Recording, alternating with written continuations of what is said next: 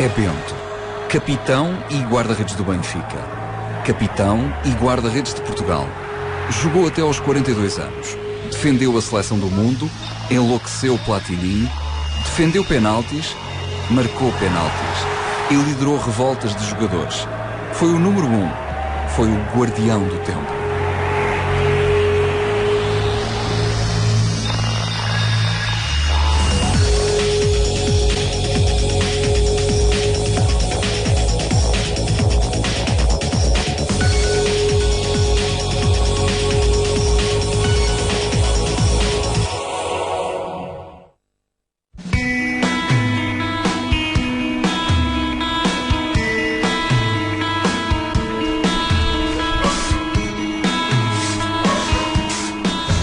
Manuel Galrinho Bento era um miúdo franzino da Gulgã. Filho de camponeses, teve de deixar a escola na 4ª classe. A vida ganhava a trabalhar como pedreiro enquanto sonhava ser guarda-redes.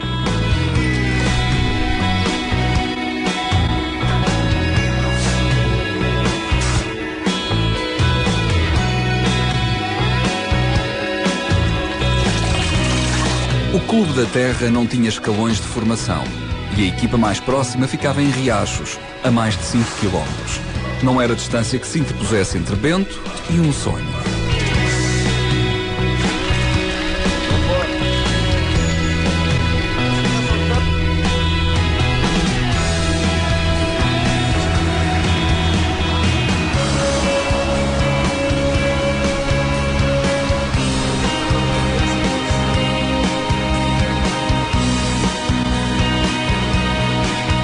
Aos 15 anos, depois de um duro dia de trabalho, subia para a bicicleta e pedalava até ao treino do Riachense.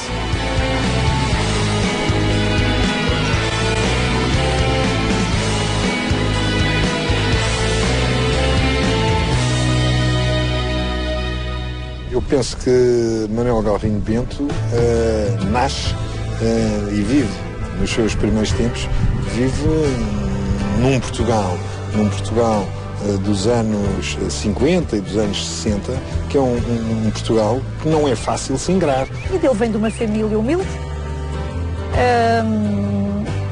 A prenda que teve aos 10 anos, quando fez a 4ª classe, foi um balde. E para ser pedreiro, foi o que a mãe lhe ofereceu nessa altura.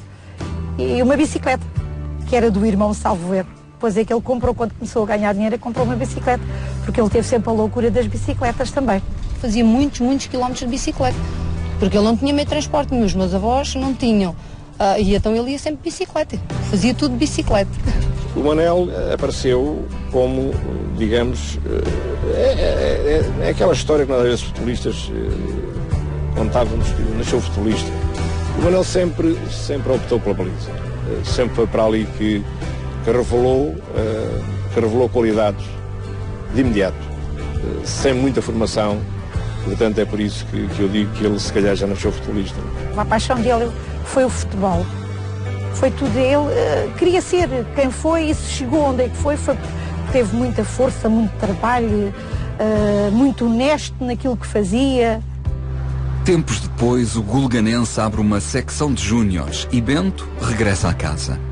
Depressa dá nas vistas e começa a espalhar-se o rumor de que há ouro na baliza da Gulgã. No entanto, no dia em que está a ser observado por vários clubes e pelo próprio selecionador distrital, o jovem Bento faz má figura. Sofre 5 golos e é substituído a seu próprio pedido. Na noite anterior, tinha ido para o bailarico até raiar o dia. Fica destroçado, mas aprende a lição. Nunca mais voltará a falhar. Aqui, naturalmente, que a ansiedade dele era sair rapidamente para uma profissão que não tinha formação académica e, portanto, que lhe desse a possibilidade de ser alguém na vida. Tudo que ele foi com muito trabalho. Era um trabalho diário. Vocês podem perguntar a colegas dele, que havia colegas que já estavam a almoçar e ele, se calhar, ainda estava no Estádio da Luz a treinar. Além de ser humilde, era um trabalhador nato. Não era um guarda-redes de grande estilo, mas os estilistas não podem dar a futebol, não. Passagem de modelos. E o Bento era um jogador de trabalho, um jogador que, mesmo com o dedo partido, mesmo com o dedo partido, ele punha o adesivo, não dava a agarrar com a mão, dava para dar de cotovelo. Treinava sempre, não dava hipótese a ninguém. Bento treina intensamente no campo das Ademas, que um dia há de receber o seu nome. Volta e meia surgem clubes interessados, mas acabam sempre por desistir. É demasiado baixo, dizem. Um dia, um amigo leva-o a treinar em Alvalade. O Sporting quer ficar com ele e manda-o à Gulgã para se desvincular do clube. Mas Bento não gosta da atitude. Acha que não é assim que se trata a equipa da sua terra e jura jamais jogar no Sporting. Este homem é senhor do seu nariz e um dia todo o futebol português saberá disso. Veio de facto para o Sporting, salvo erro 2 ou 3 meses, e depois queriam que ele fosse buscar a carta, não foram honestos, e ele achou que não devia de ser assim. Mostra daí que ele tinha uma personalidade muito forte, era muito honesto e era forte no que pensava, porque ele de facto queria era sair da Gulgã. Nos anos 60, Bento já não é um ilustre desconhecido. Assim que fecha a porta ao Sporting, aparece o Barreirense.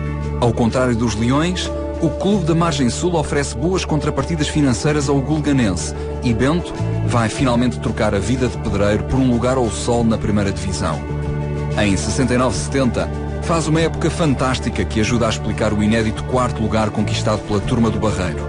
Nessa altura, aqueles que um dia desprezaram o seu 1,74 m dobravam a língua. É que no caso de Bento, dava-se um raro fenómeno da física. Era baixo, mas um baixo gigante. E quando esperávamos que o Manel aparecesse aqui a pedir a carta para o Sporting, apareceu a pedi-la para o Barreirense. E o Barreirense vem cá, de facto, nesse fim de semana. A direção estava reunida e o que é que o seu presidente na altura, que era o Sr. António Melancia, já falecido também, o que é que disse? Como é que fazemos? O que é que pedimos para o Manel? A gente para o Manel, a gente pede 20 contos, já não é mau, então. De maneira que o senhor do Barreirense chegou lá e olhou para nós, todos, ficamos muito novos, gente inexperiente, enfim, o clube tinha sido fundado em 64, e portanto ele disse, não, o Manuel Galrinho não são 20 contos, são 10 contos, e portanto não havia, até se o Barreirense não dá nada, o Manuel tinha ido para o Barreirense, porque a gente não lhe podia, obviamente, cortar as pernas, não é? Lembro-me do Bento, era menino, era rapaz, ia ver os jogos do Barreirense e o Bento era um excelente guarda-redes, portanto era uma referência. Como eu costumo dizer na brincadeira, às vezes costumo dizer aos meus amigos, felizmente veio parar ao Barreiro, porque foi uma grande rampa de lançamento para a carreira dele e felizmente digo com um certo orgulho de alguém ter dito que era pequenino para ser guarda-redes. Ele demonstrou, acho que não só a nível em Portugal, a nível mundial, como que a altura não contava para nada. 8 de dezembro de 1970. O Estádio da Luz está engalanado para se despedir do monstro sagrado. Coluna está de partida e, em sua homenagem, o Benfica defronta a seleção europeia. Em cima da hora chega a notícia que Lev Yashin, o Aranha Negra, não poderá estar presente. É preciso arranjar um substituto. E José Augusto, que é do Barreiro, sugere Bento. Há resistências. A seleção do mundo, defendida pelo guarda-redes do Barreirense, que ainda por cima é baixote. Mas não há tempo a perder. E a sugestão é aceite. Chegado ao jogo, Bento faz uma exibição a Yashin. Ou melhor, a Bento. Foi um orgulho, uma alegria. Eu lembro-me nesse dia, são dias que não posso esquecer. Estávamos felizes, orgulhosos, então, mas há tantos guarda-redes e vêm-me buscar. Porquê? Ele nesse dia mostrou que ia ser alguém. E à noite aparece um guarda-redes na baliza equipado de preto. E as pessoas começavam a se interrogar quem era aquele guarda-redes. Não era o Yashin, mas quem era. Depois chegou-se à conclusão que era o Bento, que era o guarda-redes do Barreirense. E no ano seguinte veio para o Benfica. Foi um momento extraordinário seguramente para ele, que ele sempre teve a oportunidade de falar e, ao mesmo tempo, a demonstração que estávamos perante um grande guarda-redes. Até lhe chamaram o Yashin da Gulgã. Assim que termina a partida, o nome de Bento entra na lista de compras do Benfica, mas o Barreirense diz que o guardião é inegociável. Será preciso 1 ano e meio de conversações, mas Bento acabará por chegar à luz.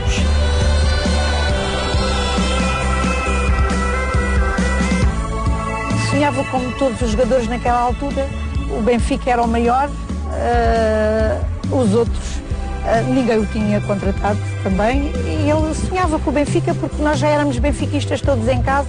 Era um salto para o Bento, não é? Era um salto para o Bento, pois o Barreirense perdia um excelente guarda-redes, mas em termos do Bento, pois era um grande salto. Eu não cheguei a jogar com o Manuel Bento, porque saí no ano que o Manuel Bento veio para o Benfica. Mas joguei contra o Manuel Bento, quando ele estava no Barreirense, e felizmente a hora que veio para o Benfica, porque se tornou indiscutivelmente o melhor guarda-redes que eu conheci dentro do Benfica e também seguramente um dos melhores da história. Bento era uma aposta no futuro.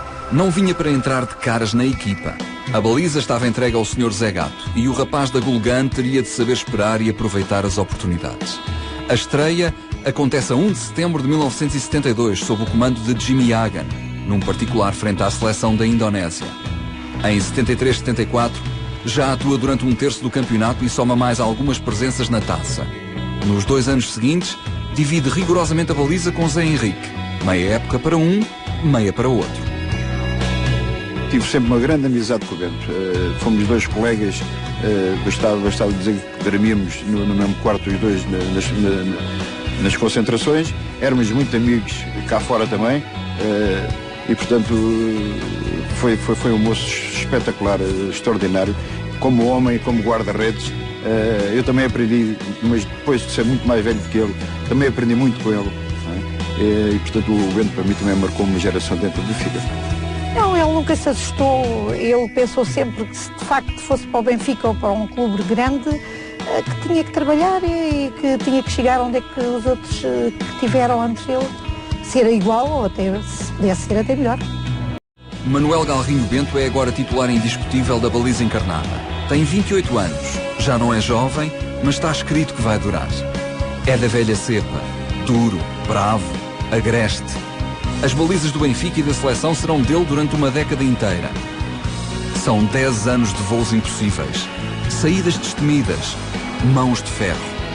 10 anos em que Bento se afirma como o melhor guarda-redes português e um dos melhores do mundo.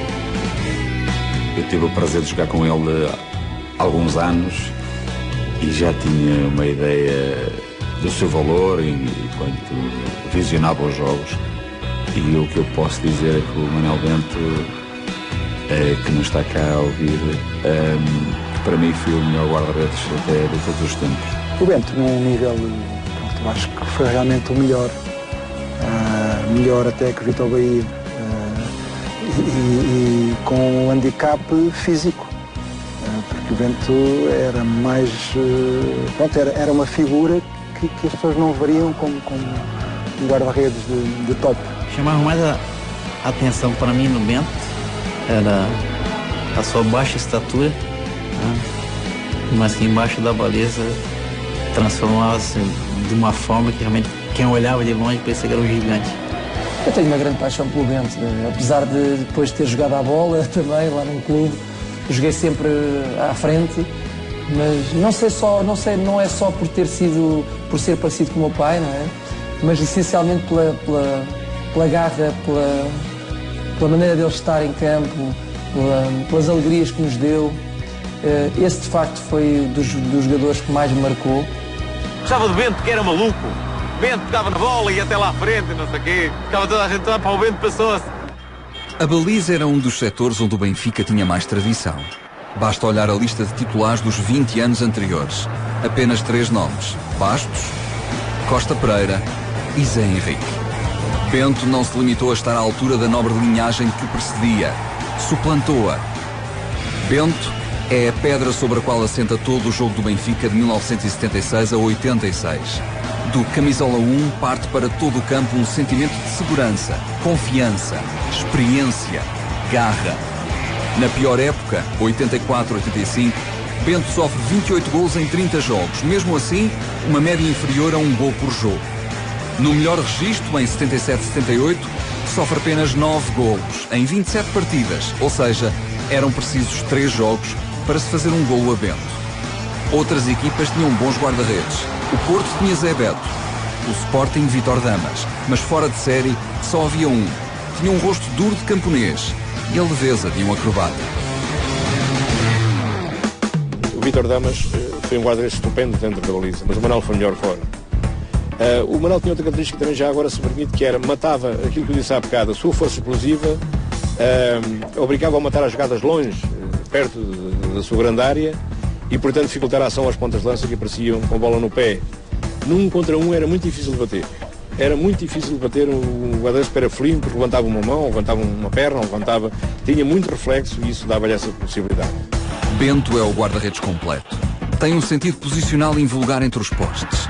Grandes reflexos e efetua voos que desafiam a lei da gravidade. É rápido a pensar e destemido a sair.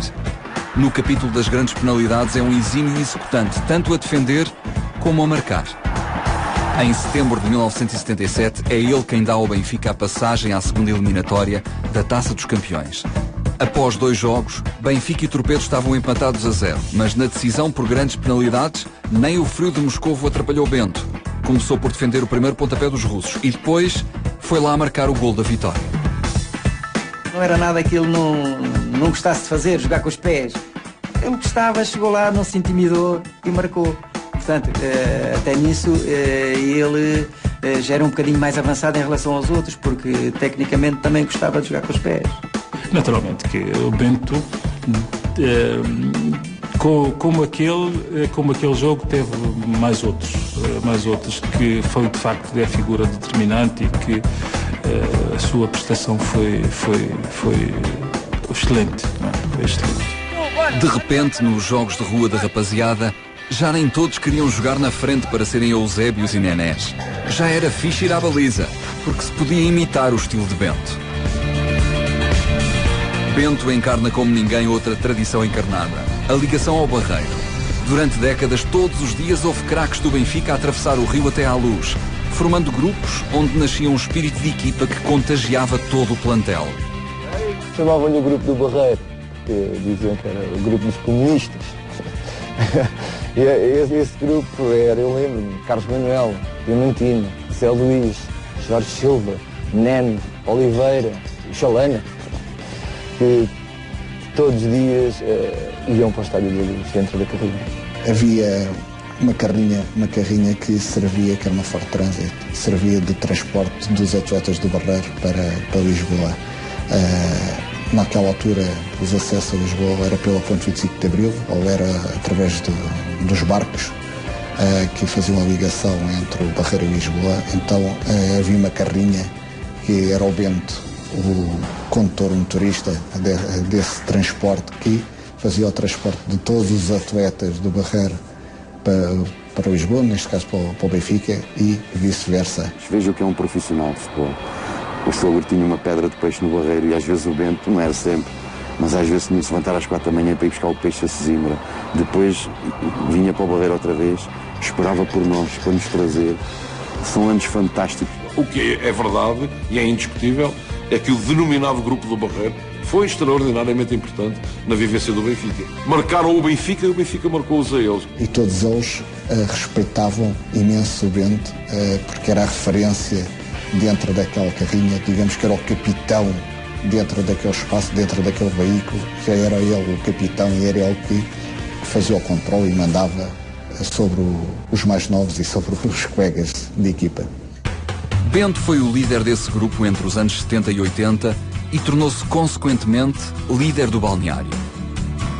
Era um dos elementos mais velhos, um homem experimentado, um coração tão dado a acessos de mau feitio como a atos de generosidade. Foi um dos capitães do Benfica, mesmo quando não envergava a braçadeira. Manuel Bento, enquanto aqui esteve, não revelou apetência para comandar. O tempo que ele tinha de carreira também não era tão grande assim. A mudança depois para aqui, novos companheiros. Mas veio-se a revelar mais tarde como aquilo que nós chamamos o patrão da equipa, não é? Os patrões da equipa. As equipas têm sempre patrões. são os capitães de equipa e às vezes também não são, depende das situações. E esses jogadores são figuras importantes e decisivas numa equipa de futebol ainda hoje. Ele era um dos padrões da nossa equipa, uma vez que era o último. E, portanto, ele tinha um espaço grande para observar bem o que estava a passar dentro do campo. E ele era o líbero da equipa, orientava a defesa. Nós dizíamos que às vezes era chato, mas era chato. Ele às vezes, mesmo que a bola não estivesse se fôssemos nós a atacar, ele estava sempre a chamar a atenção às defesas. Cuidado, olha, tem que ter cuidado. Ou o Álvaro, ou o Bastos, ou o Humberto, ou o Pietro, ou o Blues, né? Ele estava sempre a chamar a atenção e nós até olhávamos para ele, ó, Bento, calma que a bola está lá à frente, é para ver se estás atento. E eu lembro do peso grande que o Bento tinha dentro do balneário, que era um dos jogadores mais antigos, juntamente com o Humberto Coelho, com o Shell, a forma dele estar. Apesar do Bento, e confesso aqui, o Bento tinha um caráter muito complicado, era um indivíduo que gostava de viver em conflito, ele gostava disso, eu não sou assim, sou diferente. Mas eu admirava-o ainda mais porque via que além do conflito que ele tinha consigo próprio, ele conseguia, de certa forma, estar em paz dentro do campo. Aquele feitio difícil, reverente dentro do campo, fora do campo, uma pessoa excepcional. Era uma pessoa totalmente diferente. Aquele feitio reverente, digamos que tinha a ver com a vivência do jogo, a paixão pelo futebol, o querer vencer sempre e nunca admitir a palavra derrota. Para ele a palavra derrota era a pior palavra que podia ser da boca dele. Então, ali dentro, enquanto estava ali aquela hora e meia, ele dava tudo o que tinha. Dali por fora, uma pessoa calma, tranquila, um bom pai. Um segredo bem guardado que durante anos alimentou uma intriga da imprensa foi o alegado amuleto de Bento. Teria ou não teria um amuleto? Onde o escondia? Estaria nas luvas que usava ou nas sobressalentes? O que seria? Enquanto jogou, o guarda-redes sempre se esquivou a qualquer explicação. Quando terminou a carreira, passou o misterioso objeto a Neno. E só muitos anos depois se ficou a saber a verdade. Essa história explotou num certo dia, porque realmente o Bento tinha esse amuleto e nunca mostrava esse amuleto a ninguém. E ninguém via o amuleto. A notícia saltou lá para fora e, claro, nós todos ficámos com uma certa curiosidade realmente de saber o que o Bento levava. Mas eu confesso-lhe, eu lá no fundo, queria, mas ao mesmo tempo eu não queria saber o que é que estava lá dentro. E a verdade é que nunca perguntei ao Bento, porque são perguntas que não se devem fazer. Quando o Bento deixa de jogar a bola, o Bento dá-me um saco. E eu confesso-lhe hoje, que mesmo depois do saco estar na minha mão, mesmo depois de eu estar com aquilo, eu nunca tive a curiosidade de ver. E um belo dia eu perguntei-lhe, ó Bento, desculpa lá, o que é que tens aqui dentro? E ele disse-me aquilo e eu guardei, eu nunca disse a ninguém. E peço desculpa por não o dizer hoje, e nunca o vou dizer, que ele me disse que aquilo lá tinha. Eu acho que veio nos jornais várias coisas, algumas pessoas acertaram, outras não, mas eu tive o cuidado de nunca o fazer. E não faço hoje. Eu acho que seria mais caricato, seria mais engraçado, seria muito mais bonito ser o filho a dizer. A minha mãe poderá explicar melhor do que eu, mas sei que era colocado num par de luvas à parte e que ficava encostado ao poste do lado direito. Isso eu tenho a certeza. Ficava sempre encostado no poste do lado direito. Durante o ano andaram fotógrafos a tirar a fazer bonecos de ele a trocar as luvas. E toda a gente dizia que a superstição estava dentro das luvas. Mentira. Estava no outro par de luvas que ficava na baliza. Toda a gente queria fotografias, levavam pessoas ao pé de mim para me perguntarem o que é que ele tinha, o que é que ele levava. E era um corno, como toda a gente sabia, dentro da luva, das luvas que ficavam suplentes com a toalha que ficava pendurada. Ele metia precisamente as luvas suplentes num cantinho na baliza e a toalha por cima.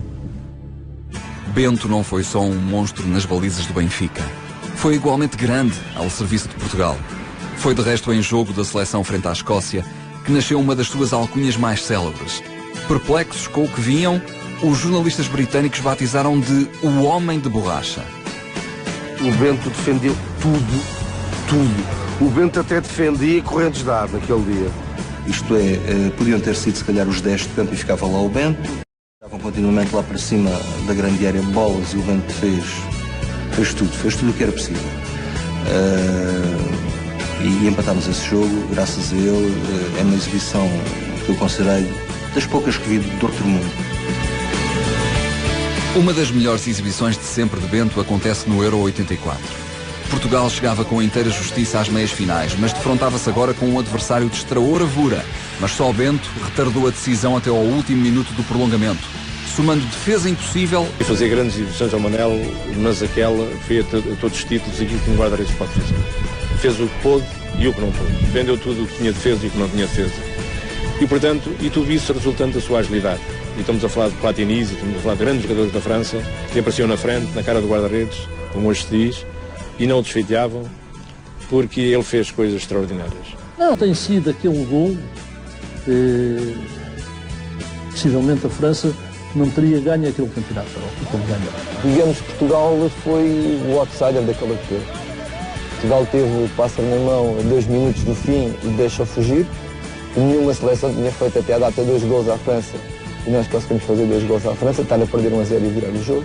E depois, são coisas que acontecem em futebol, não há explicação possível para aquilo que aconteceu.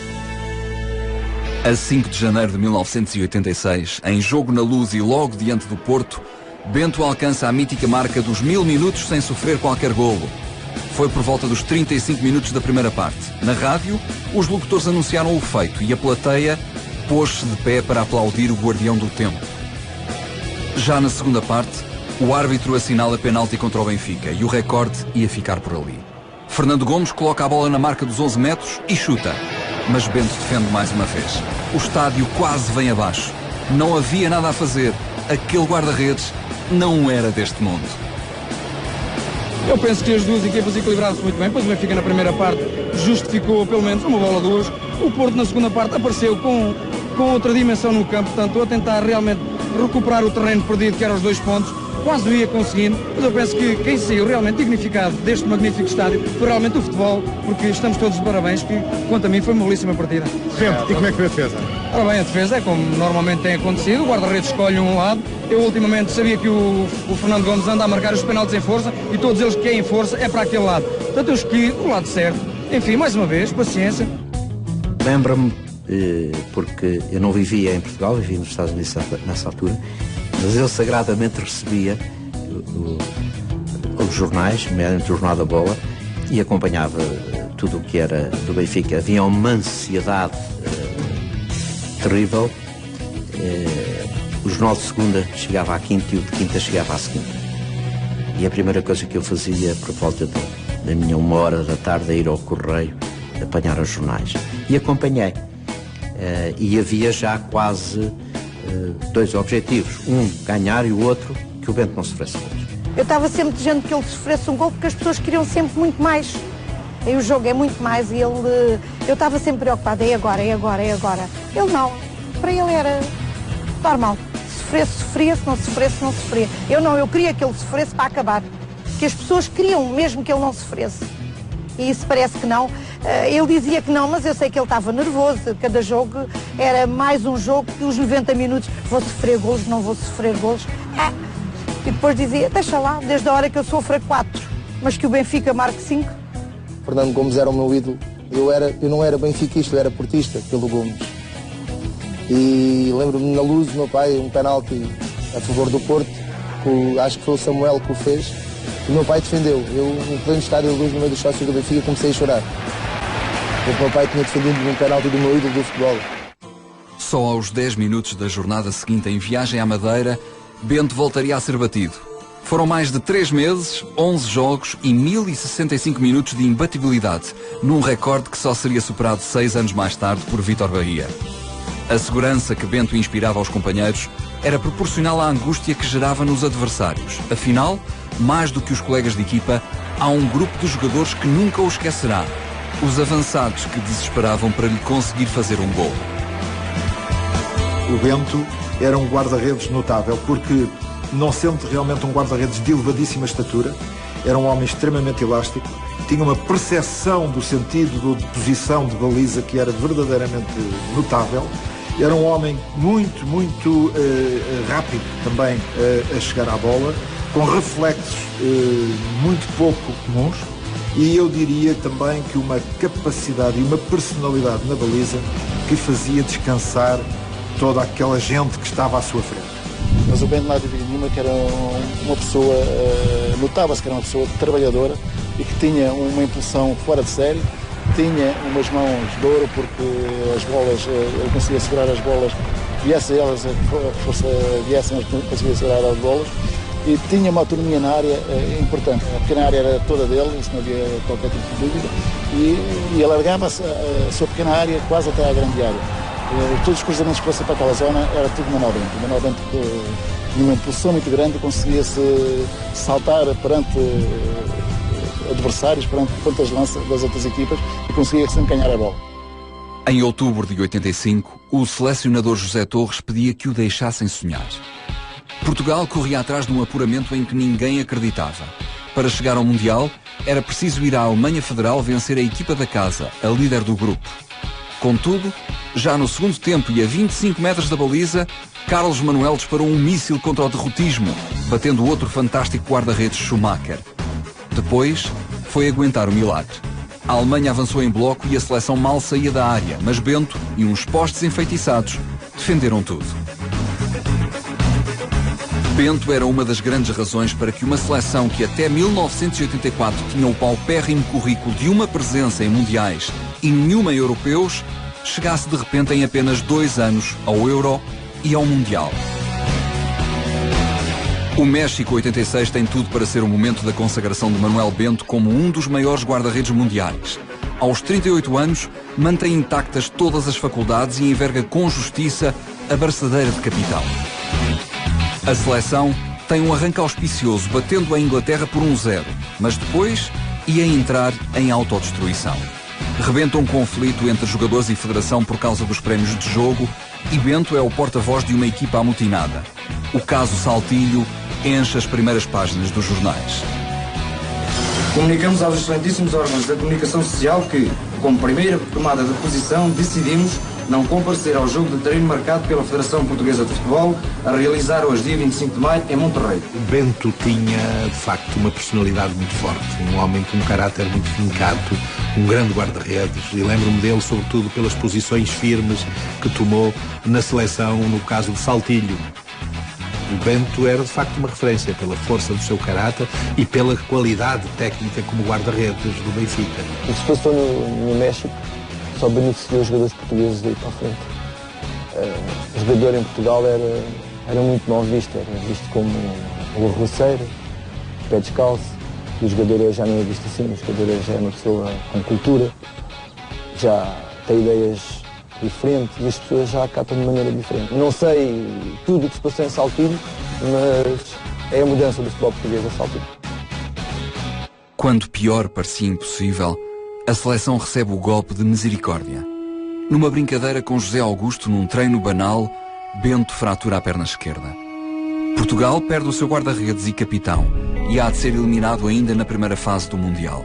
Bento vai ficar quase 1 ano sem jogar, nunca mais volta à seleção e não voltará a ser titular do Benfica.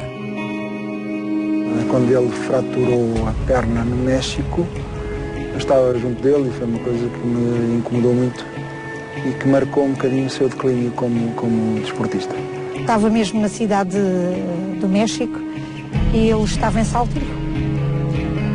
Foi por acaso no hotel que uma das pessoas do hotel que eu viu, porque eu não ouvi.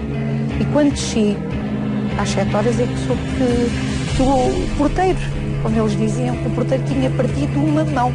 Foi assim que me foi dito. Nessa noite eu desloquei-me. Já se encontrava no hotel do meu marido. Foi difícil, eu não queria acreditar. E ele, quando cheguei, eu ia com as lágrimas nos olhos e ele disse: partiu-se, amanhã é outro dia. Vamos para a frente. Sempre com o espírito dele de vencer. Eu acho que era de vencer. O meu pai, a partir daí, acabou a carreira dele para o futebol. Ele jogou até aos 41 anos, mas com muito sacrifício. E quem lidou com ele diariamente sabe que ele continuou a jogar e o sacrifício foi muito grande. Esta história foi-me contada pelos dois, porque, como eu disse, eu fui passado uns anos, fui para a seleção de jornalistas, fomos fazer um jogo ao Brasil e eu é que convidei os treinadores, então convidei o Manel Bento e o Vítor Damas para treinadores, obviamente. E o Manel Bento foi como guarda-redes suplente. Eu ainda o deixei jogar um bocadinho. Ainda o deixei jogar na segunda parte um bocadinho, pronto. E então, e eles contaram essa história em Santa Felicidade, em Curitiba, num bairro, muitos restaurantes e isso. Então contaram a história que naquele treino, pronto, o Vítor não tinha tido a oportunidade de treinar. E então estava no hotel, tranquilo, a fazer a barba. E entra o Carlos Manuel, disparado. Carlos Manuel ou o Diamantino, um dos dois entrou no quarto. Vítor! E o Vítor, ele a fazer isto e qual, não me esqueço. Fazer a barba, a contar, eu estava a fazer a barba e entrou ela. Vítor, vais ter que jogar contra Marrocos. E eu, não briguei com coisas sérias. Eu vi o Damas, era pipi. Não briguei com coisas sérias. A sério, o Manel partiu a perna. Não digo essas coisas. A sério, o Manel partiu a perna no treino. Vais ter que jogar contra Marrocos. E contava ele assim, eu estava a fazer a barba, ele diz aquilo e eu só disse, estamos f***. E continuei a fazer a barba. Portanto, é uma história deliciosa. Durante quase um ano, as fotografias em muletas na imprensa são o único contacto que os adeptos do Benfica têm com Bento. A baliza está bem entregue a Silvino, mas a Luz demora a conformar-se com a perda súbita do seu guardião e referencial de experiência e atitude. Bento há de regressar, mas não fará mais de meia dúzia de jogos até terminar a carreira. Essa fase da lesão foi complicada, porque ele viu-se numa situação que até à data nunca tinha passado por ela. Nunca tinha tido uma lesão grave, nunca tinha estado tanto tempo sem jogar. Ele regressou 11 meses depois de uma fratura da tíbia e do prónio. Hoje em dia é um jogador que fratura a tíbia e o prónio, ao fim de 3 meses está a jogar. Ele tentou várias vezes e nunca conseguiu, e essa lesão acabou com a carreira dele. Bento voltaria apenas na última jornada do campeonato 1986-87. Sofre um gol do Braga logo aos 4 minutos, mas vem a tempo de receber a faixa de campeão nacional. Uma semana depois, na final da taça com o Sporting, que o Benfica também virá a vencer, John Mortimer volta a chamar Silvino. Nos anos seguintes, Bento fica relegado à condição de segundo ou terceiro guarda-redes do plantel, mas tem idade para ser pai de muitos companheiros de balneário e a sua presença e carisma permanecem insubstituíveis. O penúltimo jogo de Bento é o fechar de um círculo perfeito. Estamos nos 16avos de final da Taça de Portugal 88-89, quando o sorteio dita que o Benfica receba o modesto Riachense, a primeira equipa de Bento. Tony dá descanso aos titulares e entrega a baliza ao velho homem de borracha. O que se segue é um massacre de 14 golos, uma das maiores goleadas de sempre do Benfica. A contagem começa ao primeiro minuto com um autogolo e só termina aos 84, por intermédio de Pacheco. No entanto, a dureza dos números será adocicada pela nostalgia do reencontro de Bento com as suas origens. Aos 89 minutos, Tochinha garante um rodapé na história ao reduzir para 14-1. Teria sido consentido? Teria dado um ataque de sentimentalismo ao guarda-redes Durão? A 20 de maio de 1990, Eriksen convoca Bento para o último jogo da sua vida. Aos 42 anos, defende o Benfica na vitória por 1-0 sobre o Belenenses, que encerra o campeonato. No dia seguinte, a imprensa elege o melhor jogador em campo. Foi difícil, mas ele encarava as coisas com naturalidade. Dizia, pronto, chegou a minha vez, eu já tenho esta idade, já não posso, quem me dera ter 20 anos, já não posso. Nunca foi muito dizer, olha, acabei porque tinha que acabar. Tenho idade e tenho que dar a oportunidade aos outros. Pela primeira vez em 18 anos, o balneário da Luz não teria um cacifo guardado para Manuel Galrinho Bento. Ficava a saudade e um legado pesado sobre os ombros de Neno e Silvino, os herdeiros da baliza, mas também sobre toda uma equipa que teria de encontrar novos portadores da mística. Manel era um guarda-redes qualquer equipa do mundo gostaria de ter na sua equipa. E então, depois como foi a situação da lesão dele e isso tudo, as pessoas às vezes lembravam-se um pouco do Manel, não é? E eu compreendo, isso é como tudo na vida, como foi o caso do Manuel Bento, foi o caso do Germano, quando foi para substituir o Germano, os centrais também tiveram grandes problemas também. Quer dizer, são as referências, grandes referências, e depois para se tentar esquecer dessa referência demora o seu tempo, não é? E então, foi o caso do Manel, agora ainda recentemente, quando o Michel Perdão deixou de jogar, para substituir o Michel Perdão, também foi um problema também. Quer dizer, são situações que numa equipa que é ganhadora, como é o caso do Benfica, marca, né? Porque tem as suas referências e as pessoas não querem esquecer esses grandes nomes. Logicamente eu via muito o Manel, a maneira como ele treinava, e tirei muita coisa dele, e que para mim serviu para o futuro, para melhorar as minhas capacidades, e foi o que aconteceu. E acho que o Manel nesse aspecto era uma pessoa, enfim, grande. Era pequenino, mas tinha uma postura em termos de baliza que era uma coisa impressionante. O facto de ir do Barreiro para o Estado da Luz todos os dias com o Bento, eu aprendia bastante. E pus na minha cabeça de que cada conselho, cada palavra, tudo aquilo que o Bento me dissesse, eu aproveitava para o meu futuro. E foi aquilo que eu tentei fazer de certa forma, porque o Bento acaba por me influenciar em tudo. E eu hoje eu faço gestos que eu lembro-me do Bento, porque são gestos que eu via no Bento e que eu memorizava. E hoje, ao fazê-los, lembro-me dele. É uma pessoa que está até hoje presente. O Bento foi marcante. Fim da carreira, Bento acumula algumas experiências como treinador. Passa por Lessa, União de Coimbra e Amora. Mas estava visto que o seu lugar era na baliza do Benfica. Voltou para a Luz e dedicou o resto da vida à formação de novas gerações de guarda-redes. Eu acho que qualquer jogador, quando acaba a carreira, tem a ideia de ser treinador, e ele abraçou essa carreira. Ele esteve em Lessa, depois esteve no Amora e depois voltou. Esteve em Coimbra, antes de estar no Amora esteve em Coimbra, esteve na União de Coimbra, e depois voltou ao Benfica. Pronto, as coisas não correram bem nas experiências como treinador principal, e ele voltou a abraçar aquilo que ele gostava de fazer, que era treinar guarda-redes. Volta ao Benfica. Ele começa a ter essa função no último ano de Erickson no Benfica, em que, quando o Neno regressa ao Benfica, ele é convidado a renovar mais um ano de contrato com o Benfica, a ficar como terceiro guarda-redes. E juntando a função de terceiro guarda-redes à de treinador de guarda-redes.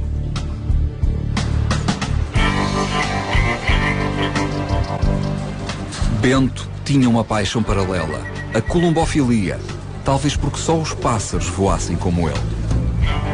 Sou a gostar de pomos na terra dele, na Golgrande, com o irmão mais velho, que já era columbófilo. O meu pai, com 5 anos, ia para a casa do irmão, que já era casado, e tinha pomos, e foi aí que começou o gosto com ele.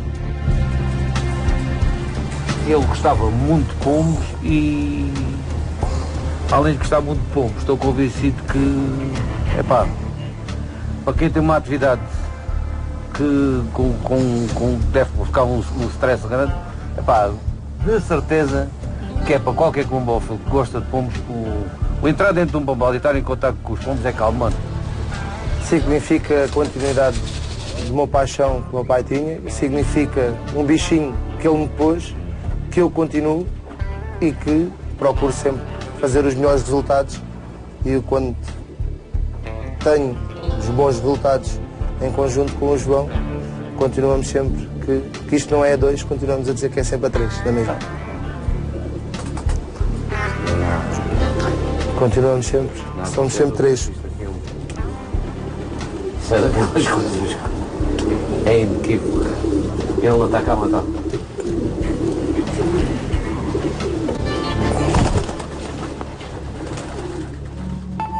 Sem que ninguém então soubesse, despediu-se dos amigos na gala do 103º aniversário do Benfica. Falou, sorriu e abraçou. No dia seguinte, 1 de março de 2007, partiu.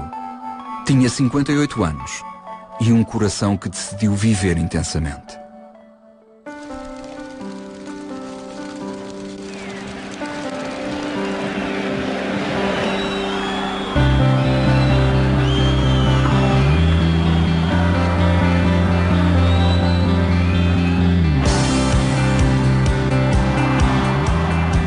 Bento ganhou 8 campeonatos, 6 taças e 2 supertaças. Nenhum outro guarda-redes conseguiu mais títulos no Benfica.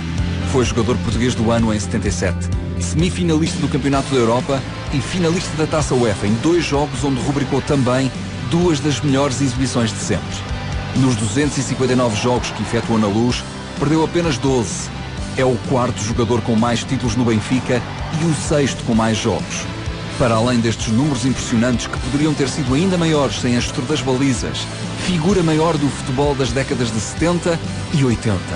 De Pedro, foi o guardião do Templo da Luz.